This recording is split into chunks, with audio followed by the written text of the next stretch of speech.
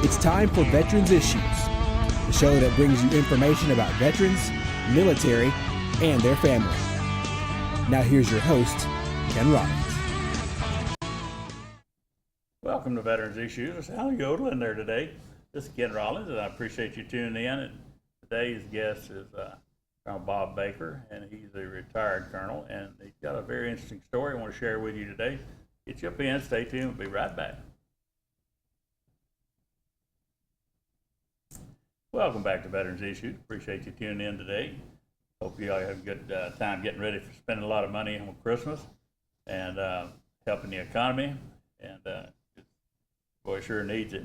Anyhow, today's guest is a friend from a lot of years back. We don't get to see each other that much, but we've been friends through our conservative views and whatever, and some radio time in the past, and I wanted to get him on the show for a long time. He's been hard to get. His name is Bob Baker. He's a retired colonel. Welcome to the show, Bob. Ken, nice to be here. Good, nice to be anywhere, ain't it? Yeah, amen to that. Yeah, it's kind of chilly as we're doing this today. I can't believe this weather. We go from 60 to 34. I'm not going to be the weatherman today, but it's like 34 last night when I went to bed now. Well, I drove a bunch of ladies around the Anniston Christmas parade, and I can tell you it was very cool out there. Oh, it was definitely cool there, yeah.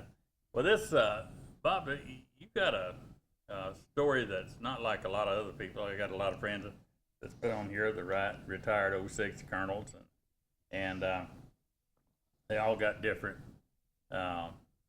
backgrounds. You know a lot of them that's been on here. And then I addressed the Military Officers Association up in Gadsden a couple months back, and I met a lot of 06s, and every one of them had a different story of their leadership, whatever, whether it was quartermaster up to infantry, you get all those variables. But anytime you're put in a leadership position in the military, there's a lot goes with that people don't even think about. But you served, 66 to 93. 1993, and that was in the United States Army. All of it, a lot of people mix it up. All of it's in the Army.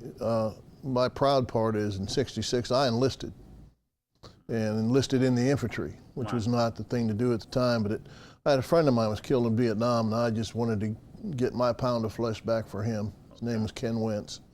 So I joined and enlisted that way, and non-commissioned officers through my enlisted time were very, very constructive in convincing me to get a commission.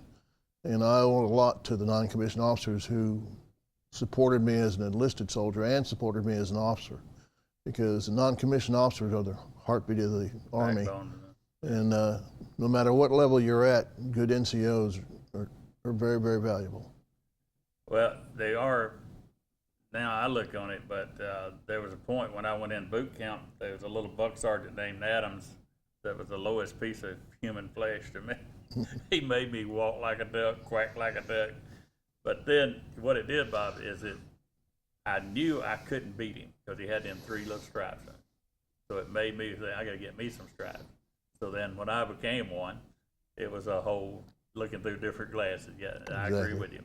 When we get those new second lieutenants in from OCS at Fort Benning while I was in Vietnam, they were still green behind the ears. They found out real quick that the non-commissioned officers, if they'd hook up with one of them, they'd do just fine. But when they tried to override the NCOs, that's when they got in trouble. Well, my first assignment as a second lieutenant, I had Master Sergeant Anderson and Master Sergeant Anderson. And one was the operations sergeant and one was my first sergeant. And they were World War II veterans. And I can't tell you that time period with them was some of the best schooling I ever had. Probably so, yeah. You said that, I think about this Spec 5, when we get ready to go to Vietnam, this Spec 5 had been to Vietnam and had been over there just a short period of time, but he had been in Korea. And he could share those 2 experiences with all of us on the ship them 28 days. We sure did listen to his stories. I mean, they wouldn't tell us where we was going because Lyndon Johnson didn't want that to be known, but we kind of knew because we was going west. We left San Diego and the ship was headed west. We went to the Philippines. We were still headed west. So put 2 and 2 together. But those older fellas like that are Yeah, so you was but you was in the infantry, but you was in the Army Aviation as what did you do? Yeah, I got selected after I finished officer candidate school. I got commissioned. I was selected to attend flight school because actually they were killing more pilots than they were infantry officers. So my assignment in Vietnam was as an attack helicopter pilot. What kind? I flew Charlie model gunships for the entire year I was there. And a very close-knit group. And there's another example of where the NCOs in that situation were the ones who maintained the ship for us.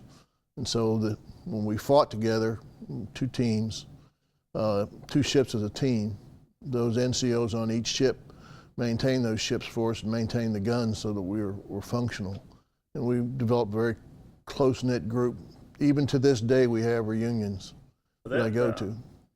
The Army Aviation you was in, was this, what year was that? 69 and 70. Okay, so where did the first cav, they were already there. First cab arrived in 66. Yeah. We were soldiers once and young. Right. General Moore's book. I have very close friends who served with me who were in that book. And they were already on the ground by the time I got there a year later. So. Yeah, that was the introduction of the helicopter, and they tried some stuff that never had been used in wars before. And having been interviewed General Moore, we did a show here on TV 24. It was nearly 4-hour documentary of General Moore. Having met him, and it's probably one of the highlights of my military career is to sit with him, and since then I've shared stages with him, and of course right now he's down for the count, so to speak. Health failing him, but I felt like I was in the presence of a Patton or somebody when I listened to him. He's A great leader. matter of fact person. No, I remember I asked him one time, I was wondering, why aren't you on television with us giving your opinion? And he gave me an opinion right quick that it was talking head, you know. It's just, and basically, Bob, what it was is you knew when you was in the service how the temperature of the military was at the time you was there, but after you leave it, you're away from it a while, and things, they change things around. Don't ask, don't tell. A lot of that happened since we left. So you can give your impression, but it may not be today's stuff, and that's what he was saying. You know, I don't know what they're doing. So. Well, I've been out since '93. I have no idea. The technology's changed so much. The radios have changed so much. Leadership style, the ability to lead and direct things by computers to small unit leaders, direct contact. It's interesting and amazing what they can accomplish. Today's soldiers are just tremendous. You would appreciate this. When I was state president of Vietnam Veterans, I was there to welcome and home all these guys from Desert Storm when the group would come back in. I was down in Lineville one time, and the group came back in, the quartermaster group, and the water company, so to speak, and I just pulled it from me. I didn't have any notes or anything, but I let them know how the Vietnam War had changed what they were doing. They were a water company. They could take ocean water and make it drinkable. Remember what we had to drink? We had little pills we had to put in our quinine. Make sure you shook it up real good. Thank you very much. And that's just one of the things that's changed since you and I were in there, is they got water companies that go along just now like they have a mess company, you know, cooking stuff. We got to go to a break, come back, got more with Bob Baker. Stay where you are. Welcome back into Veterans Issues. We're talking Bob Baker. We're talking about his military service, a very interesting one. We were talking about a lot of things, but the helicopters that you were flying were they Hueys? They were Hueys, and they weren't designed for combat. We put guns on them, and we would attack targets with them, but it was paper thin. Yeah. So you learned to kind of hide in the armored seat that was there, but there was nothing in front of you but plastic. Fortunately, as my tour was ending, the Cobra came out, which had defensive armament on it to help protect the helicopter a lot better. And they flew without the door gunner or the crew chief. So as you evolved into what we have now today as the Apache, we learned a lot from the risks that we took. You and I were talking off camera about, I brought up a friend of our mutual friend is a warrant officer, CW04, Mike Novosel, the late Mike Novosel. Yes. And that was the most, we talked about some of the things, but one of the things is his wife was in the Marine Corps. him and his son served together at the same time, shot down both of them within a few days each other, and both of them with their partners rescued each other. It's quite a story. The book is called Dust Off. Yes, but he was a W4 in the Army when he retired, but he retired as an Air Force colonel. Yeah. Tremendous guy. I had the opportunity to work with him for a year, the year he retired. We dedicated a road to his name at Fort Rucker. And tremendous individual and a great man to know. Did you ever tell you the story about why he was too short to fly, and they wouldn't let him fly because he was it the airplane that he was flying, his feet wouldn't reach the pedal. And he said the doctor told him, said, you're too short. You're not gonna, he was like 3/4 inches too short. And so him and his buddies got him a stretcher, got an ambulance to come out here and pick him up one morning, put him on a stretcher, never straightened up, and took him over and had the doctor measure him, because he said he's found out somewhere after you stand up, you're shorter. But when you're laying down, you're like a 1/2 inch longer. So he went out there and the doctor measured him on a stretcher and said, you're still a 1/2 inch too short. And said, but you guarantee me you can grow a 1/2 inch by midnight? He said, yes, sir. And they gave him, but he had to fix him a special pillow to so he could reach the pedals on the thing. That was an amazing story. It's in his book too. He tells about that, but to have him tell it to me and with the only way Mike could do it, is a great thing. But anyhow, let's go back to Bob Baker. One of the things that I saw in your bio, you survived the terrorist bombing of 5th Corps headquarters in '76. And that was in Germany, Frankfurt? Yeah, it was in Frankfurt, Germany, the 1st of June, 1976. We were fighting the Baader-Meinhof gang. I was assigned there as a military police officer. Now, what is that? Baader-Meinhof gang was a terrorist group, part of what the Red Army faction was, supported by Iran. It was prior to the Muslim movement. Okay. It came later with Gaddafi. And they had planted a 5-pound package of plastique in a trash can in 5th Corps headquarters. And the detonation wounded 27 people. Fortunately, nobody was killed. A few people lost lower limbs and things, but it was very, very shaky morning. Had one blast in the main building itself and one in the officers' club. And what saved a lot of people's lives, the one in the main building went off about a minute and a half before the one in the officers' club. So everybody in the officers' club up the hill came out of the building to see what was going on in the lower one when the bomb went off in the officers' club, or we had had a lot more casualties that day. Wow, that's what you say, you survive. That's a great thing to be a survivor. Anything like that. There was some bad people out there. I remember, even at the Olympic Games, there'd been people out there that want to hurt others like that. Now, I've noticed also that you directed night vision, pilot training down at the Fort Rucker. That night vision is that's just what it says it is, just how to do things at night versus in the daytime.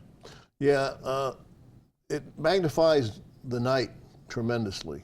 It uses phosphoric discs that we see now.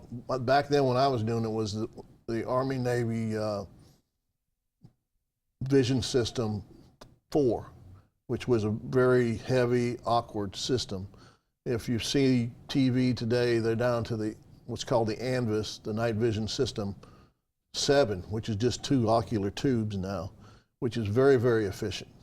And we've come a long way. The biggest problem in learning how to use it is you think that you're seeing things that you normally would, but when you take off the night vision system, you can't even see your hands. Yeah, and well, so I'll a tell lot you, of adjustment to it. I've got the simpler version on a monitoring system in my home. I mean, it lights up. My neighbor's cars over there parked in the driveway. It looks like every one of them's got their tail lights on, their brake lights on. It's just enhancing those reflectors on it. Any little movement, when the fog comes in, it looks like it's snowing. And I can see things in the dark that I can't see in the daytime is what I'm saying. Exactly. And you're talking about those, some of the GIs got them on their helmets and you know, just walking around thing is just Yeah, the amazing. infantry uses the single ocular, which gives them a shorter focal point. As a pilot, you need greater depth perception to land, so that's why they use two. Okay. So that's the difference in the two systems. The infantry ground one is one tube, and the pilot system, the 7, is 2 tubes. Well, that's what you were teaching. But you also was the directed night vision instructor pilot training at Fort Rooker from 78, 77, 78. Now that, what's the difference in that and what the other? Back then, we were using the old 7, and we were teaching instructor pilots how to teach and how to get people used to the environment. It's very difficult to realize your eyes when you're looking through a night vision system is 4 inches further forward than you are. Okay. So everything you see in depth, you've got to adjust to. The time, the distance, and it takes about 20 hours of flying to get used to the fact that you are using a night system and you can't use anything. You can't see anything in the dash. You got to turn those lights completely off. And so you're flying with systems, and the only thing you see is a warning light when something happens. So your ability to get a safe landing or something is compromised quite a bit. And understanding what you can see and how you can move is very, very challenging. It takes a long time. Before we run out of time, I'll say you was also provost marshal at the 1st Armored Division. Where was that located? That was in Ansbach, Germany. And there again, the terrorism side of that, we were being harassed by Libyans. And we had a threat out where they were going to assassinate the leadership in the division. I myself had a threat on me and had to live with guards on my house. And that was just after the disco bombing in Berlin that I remember that, killed several soldiers. Closer to home, you were the director of training at the MP school here at Fort McClellan. We all know about that. That was my last tour before getting involved in the Center for Domestic Preparedness that's out there now. Yeah. I was fortunate enough to have Walt Phillips Oh, asked me to Carl develop the Phillips. concept for that. And I wrote the background and all the training programs to initiate that back in 1996. All right, we got a minute. I got to do this. We both come from the same beliefs and stuff about where our country is, our patriotism, and where we got. What do you think where our military is now? I said about the talking heads. We know what we know, and that's it. But We're floundering. downgrading of our military. The downgrading of the military is killing the soldier in the field. His morale is very, very low. He doesn't get all the ammunition he needs. He doesn't get all the supplies he needs. A lot of talk on television, but the actual soldiers in the field are having to skimp to stay ahead. That's a sad thing, and It's I'm a gonna sad tell you, situation. we ask a lot of them, but we don't give them the needs, the stuff they need to do what we ask them to do. Bob, I appreciate you finally getting around doing this. Will you come back again? Let's finish this up. Hey, Ken, I left appreciate about it. 2 hours on the table here, by the way. Hey, We got to thanks. go to break. Come back. I got news that you can use. Stay where you are. Welcome back to Veterans Issues, and appreciate Bob Baker coming on and doing the show today. Very interesting. Those veteran showcases, I learned things that I didn't know, and let you give you some idea what people do after they take that uniform off and go back on to other things. Remember my contact number here, and 256-239-9234. That's the number I asked you to contact me, and then I've got my email address, and I'm sure it's up here on the camera right along here somewhere. It's krroll1234@aol.com. And I want to remind you, it's Bill Partridge, the police chief of Oxford, asked me to remind you about those packages. Everybody's going out shopping and you're loading up the back seat, the front seat with your packages. Well, all you're doing is you're saving the bad guys and bad girls shopping time, and they don't have to buy them. All they got to do is crack your window, reach in there and get you the stuff that they see laying in your seat, especially if it looks like it's electronics or whatever. So the best place you can put it, if you got room, is in your trunk. If you don't have room in your trunk before you leave the house, make room in the trunk, because that's a better place to put your gifts and things, because it don't make it easier for them than it already is. Now, flu shots are still available, and we're up here into December, but there's still, I went to the ER here a few days ago, and there's still people coming in with the flu. And most of them have not taken the flu shot. Now, they say that the doctors are saying that the flu shot stops 58% of the flu virus that's out there now. 58% is better than nothing, but I had rather have 58% stop. They said that keeps you out of the emergency rooms. It'll knock it back a little bit. But the strain we got this year, this vaccine knocks out 58% of that strain. So go get you a flu shot. Let's see, I want to still, as always, I got to thank you for that law enforcement tag. When you go get your tag renewal, tell them you want to look at the law enforcement tag. You don't have to be associated with law enforcement, but by sporting that tag on the back of your vehicle, it says you support the fallen. You support the fallen law enforcement officers. Again, you don't have to be in the law enforcement to do that, but it's a beautiful tag. And just think about that when you get your next one. If you see the show on TV and you got friends that you'd like to, that don't have it, can't pick it up for whatever reason, tell them to go to WEAC TV 24 and the on-demand button and pull it up on there. You can do it. And also on my Facebook, if you send me a friend request, you get it every week. Kizzy will post it on Facebook, and you can see it there then. And all of our friends over in Australia and South America, all those places that watch us every week, we know who you are. We don't know who you are, but we know you're there, and we appreciate you you tuning in. This show goes to a lot of places, foreign countries, and even goes to Michigan. That's the furthest country I know. And I only say that because somebody in the booth is from Michigan, but we do have a lot of Michigan viewers, and thank y'all for doing that. Still, I got to say something about Oxford Tire. Oxford Tire is a great place here on Highway 78. They do everything, including tires, but they give 10% off to veterans, and that's why I mentioned them. I don't get any, there's not a sponsor of the show or anything, but, and Jack York was on here last week, Santa Claus, and he's got, if you need one of those canes, somebody asked me about that. Here's the number, 256-237-4743. If you want one of those Eagle canes like I got with the American flag on it, call Jack and he'll take care of you. 256-237-4743. He'll just need to know the height of the person and all that kind of thing. Let's see, before I run out of time, let me see what we got to do here. Oh yeah, DD-214. Somebody passed away this week. Couldn't find a DD-214. The family couldn't. Make sure somebody knows where that DD-214 is located in your house.